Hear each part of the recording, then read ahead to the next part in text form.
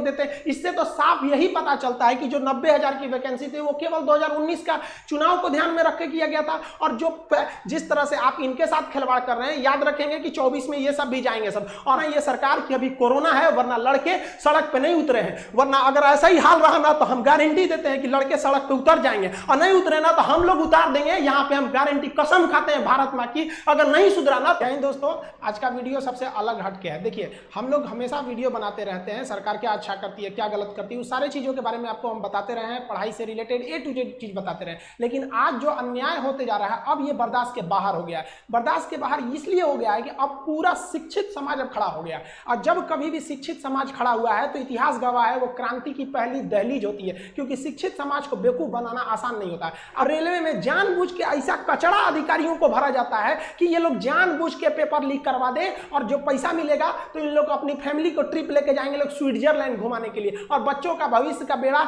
गर्क करेंगे। मार्च 2019 में एक वैकेंसी निकाली गई, 90,000 रेलवे की वैकेंसी निकाली गई। लोगों को लगा कि ये वैकेंसी उनके भविष्य के लिए। तो सर भी फॉर्म भरे थे, इनका रिजल्ट 3 जगह दिया है, खुद नौकरी छोड़ के आ रहे हैं। यहां भी रिजल्ट दिया है, यहां भी दिया है, यहां भी दिया है। जबकि सर एक और समस्या क्या है, इंटर वालों को तो पूरा बर्बाद कर दिया है। इंटर वालों को तो मतलब ऐसा बर्बाद किया जिसका कोई हद नहीं। ग्रेजुएशन वालों को तो थोड़ा बहुत बक्सा भी है। हमेशा आपके हक के लिए आवाज उठाएंगे, और जिस दिन खान सर आपके लिए आवाज नहीं उठाएं उस दिन समझ। और एक स्टूडेंट क्या कर रहा था कि सर आप हम लोग के लिए आवाज उठाइए। अरे यार, तुम्हें बोलना पड़ेगा कि स्टूडेंट के लिए आवाज उठाएं। हम किस समय आपकी आवाज नहीं उठाएं?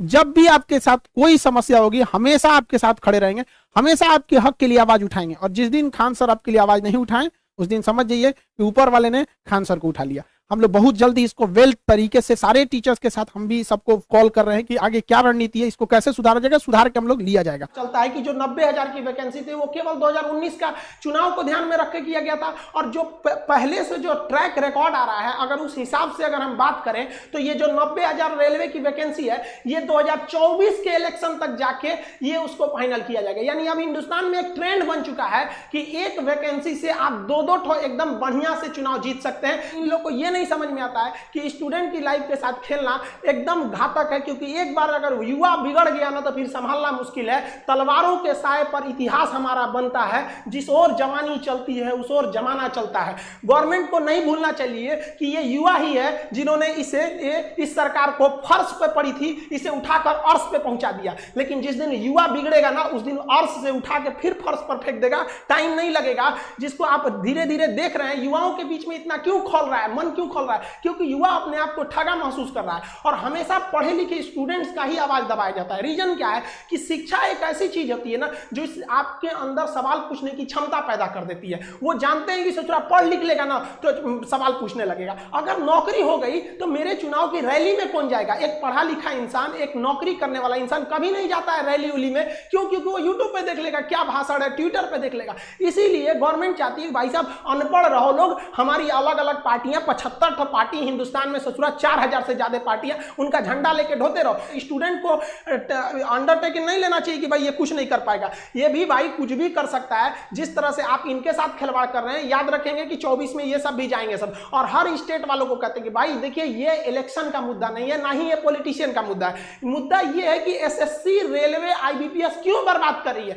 हम लोग गवर्नमेंट को केवल इसीलिए टारगेट कर रहे हैं क्योंकि ये संस्थाएं गवर्नमेंट के अंडर में काम करती है। वरना हम लोग को राजनीति से क्या मतलब है? टीचर अपने राजनीति से दूर रहता है, कोई इसमें भाग नहीं लेता है। लेकिन आज बताइए कौन सा टीचर बगावत करने के लिए नहीं उतरा है? अब टीचर उतरेगा तो स्टूडेंट उतर जाएगा। हम लोग के लिए सबसे बड़ा चीज होता है स्टूडेंट। पहले हमारे लिए स्टूडेंट है, उसके बाद कुछ चीजें होते हैं, और स्टूडेंट के लिए खड़ा होना पड़ेगा। हम स्टूडेंट, हमारे पास मैसेज पे मैसेज आ रहा है कि सर आप भी कुछ करिए। एक्चुअली क्या था कि हम अनाथ आश्रम को लेकर थोड़ा सा बिजी थे, हम घर पे नहीं थे। आप लोग भी देखेंगे स्टूडियो हम घर पे नहीं बना रहे हैं, बाहर से बना रहे हैं। थोड़ा अनाथ आश्रम में कुछ प्रॉब्लम आए, वहां आए लड़कों को देखे। हम टीचर्स को भी बहुत बहुत धन्यवाद देते हैं। हर जगह के राज्यों को कहते हैं आप आगे बढ़िए, आपका विरोध करता है। आज तक आप इतिहास उठा के देखिए, किसी भी टीचर का आप वीडियो उठा के देखिए, उसके प्लेलिस्ट में जाइए, 2 साल 3 साल पुराना वीडियो देखिए, वो कभी नहीं कहेगा कि गवर्नमेंट खराब है। वो पढ़ाई से रिलेटेड बात करेगा, जहां आप अच्छे हैं अच्छा कहेगा, जहां आपकी नीतियां गलत है गलत कहेगा। चाहे किसी भी टीचर का देखिए, टीचर कभी राजनीति नहीं करता, लेकिन आज मजबूर कर दिया गया, मजबूर किया गया कि आप खड़े होइए।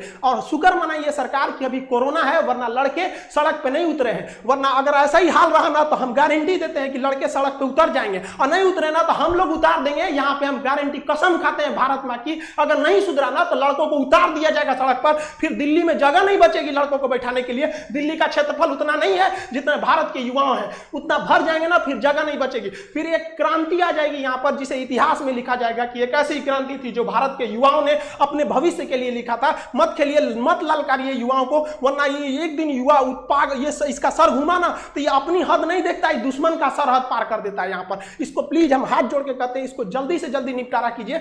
ऐसे समझ, ये एकदम ज्वलंत मुद्दा है, लड़का कहां जाएगा। और कोरोना के बीच में तो सबके मन में एक भावना पैदा कर दिया है कि कोरोना जैसे आपातकाल में एक घर में एक सरकारी नौकरी का होना जरूरी था, इसीलिए लड़का तैयारी कर रहा है कि प्राइवेट वालों का जॉब चला गया, जिनकी सरकारी थी कम से कम कुछ तो मिल रहा था वहां पर। आप खिलवाड़ किए जा रहे हैं, एसएससी, रेलवे, ये कि आप किसी भी टीचर को देखिए, कोई टीचर चुप नहीं होगा। आप भले कुछ भी कहिए, एंटी नेशनल कह दीजिए, कुछ भी कह दीजिए, हम लोग को नक्सलाइट कह दीजिए, कोई दिक्कत नहीं है। आप लड़कों को रोजगार दीजिए और रोजगार मांगेंगे, ये हमारा अधिकार है। अगर अधिकार मांगना बगावत है तो समझो कि हम बागी हैं। आप समझिए, हर टीचर कोई मजबूरी में आया है, कोई टीचर को शौक नहीं लगाता है कि गला फाड़े, उसको पढ़ाने से फुर्सत नहीं मिला रहता है। हम सारे स्टूडेंट को कहते हैं, आप जो भी कमेंट करें, जो भी हैशटैग चलाएं, उसमें दो चीजों का ध्यान दें। कहीं भी हिंसा को बढ़ावा देने वाला काम न करें और अभद्र भाषा का प्रयोग न करें, क्योंकि अगर इस तरह का प्रयोग करेंगे तो फिर सरकार को एक बहाना मिलेगा आपके इस आंदोलन को कुचलने का। आप एकदम अहिंसक रूप से, एकदम सभ्य तरीके से अपना विरोध दिखाएंगे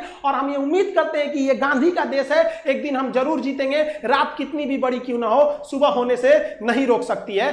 सफलता एक दिन में भले ना मिले, लेकिन एक दिन तो जरूर मिलेगी और ये विद्यार्थी अपना इतिहास अपनी हाथों से लिखेंगे। ये वादा है, अगर विद्यार्थी एक साथ जुटे तो सरकार को झुकना ही पड़ेगा। मिलेंगे नेक्स्ट वीडियो में, तब तक के लिए जय हिंद।